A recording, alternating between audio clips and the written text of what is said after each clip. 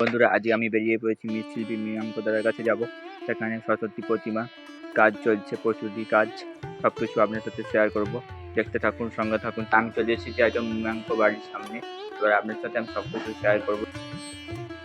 বন্ধুরা, দেখতে পাচ্ছে সরস্বতী প্রতিমা কিছুটা কাজ এগিয়েছে, শাড়ি পরিয়েছে, রং দিয়েছে, অনেক কিছু বাকি আছে। মায়ের প্রতিমা তৈরি করতে প্রস্তুতি কাজ কিছুটা এগিয়েছে।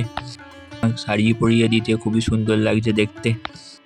বন্ধুরা, আপনারাও আসতে পারেন সরস্বতী প্রতিমা কিনতে। দেউলিয়াতে মৃগাঙ্ক দাদার কাছ থেকে আসতে পারেন আপনারা সবাই। প্রত্যেকটা প্রতিমা খুবই সুন্দর করে বানিয়েছে, দেখতে পাচ্ছেন, অপরূপ সুন্দর লাগছে দেখতে।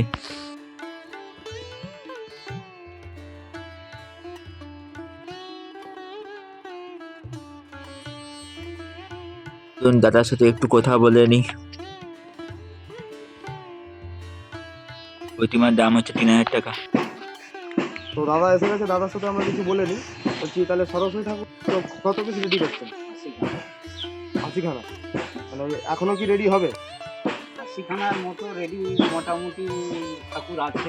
এবারে 80টা সরস্বতী প্রতিমা তৈরি করেছে।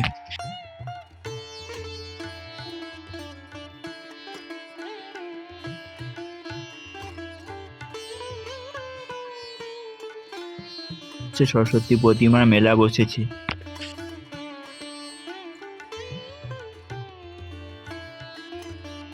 বড়গুলো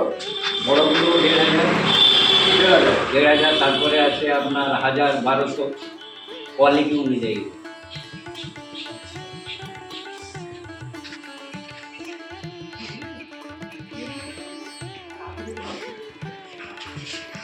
সরস্বতী ঠাকুর কি এই ছাঁচের হয়নি ছোট? ছাঁচের করা হয়নি, ছাঁচের রেট বেশি। এই প্রতিমার দাম 600 টাকা থেকে শুরু। ছাঁচের করতে গেলে রেট বেশি। এখন হচ্ছে কাজগুলো হয়, এসব কাজগুলো মানে সাধারণ মানুষ যাতে পুজো করে সেই জন্য কাজ মানে সেই মতো কাজ করা হয়। খুব বেশি কোয়ালিটির কাজ করলে এখানে মার্কেটে মাল চলে। যে ছাঁচের ঠাকুর তৈরি করতে মানে পরিশ্রম বেশি, না এরকম ভোরের ঠাকুর করতে পরিশ্রম বেশি? ছাঁচের ঠাকুরের মাটির পরিশ্রম বেশি। ওটাতে পরিশ্রম বেশি। পরিশ্রম বেশি।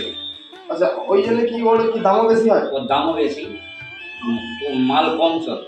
রাইসের মাল 5খানা 7খানা 10খানা এরকম বিক্রি হয়, কিন্তু আমার আচ্ছা, মানে ভোরের থেকে রাইসে মানে বিক্রিও কম? বিক্রি অনেক।